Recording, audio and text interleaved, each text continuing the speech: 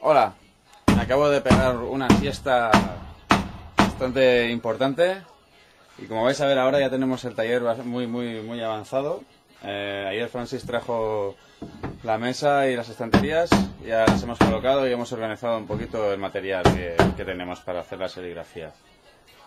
Como podéis ver aquí, tenemos una mesa de madera, una madera de un árbol que se llama aqua, que es un árbol súper grande y es una madera muy dura, perfecta.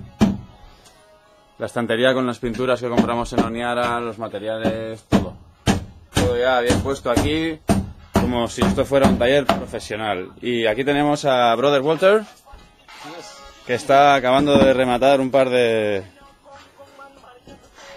marcos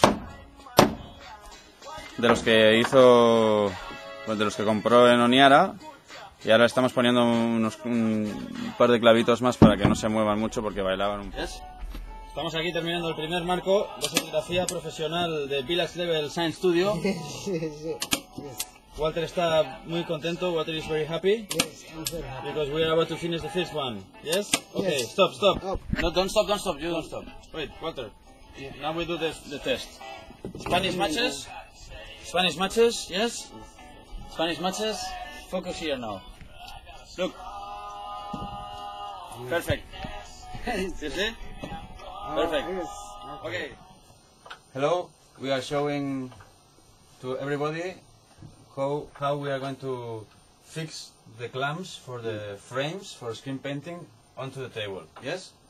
Thank you to Laura from Oh, yes.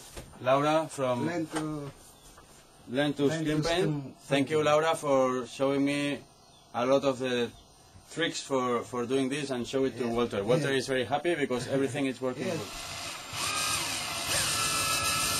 Walter está empezando a practicar con su nueva herramienta. Yo ya he hecho los dos primeros agujeros. Push. And now push. Keep on pressing and up. Perfect. Walter, show me how it works. Yeah? Yes. Put the T-sets. Yes. Then close it like this. Yes. On top Wait. What will we do first after this? We will put something here. Yes. Something here. Oh, see? So for the tension. Yes. Yes. So it will be standing a little bit like this. Give space. Then you will put the paint. Yes. Yes. Painting. Painting, then put like this and hold this.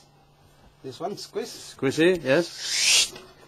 Then put it like this, then put out the set and online. Then Yes. next T-set. Set, nice. Yeah.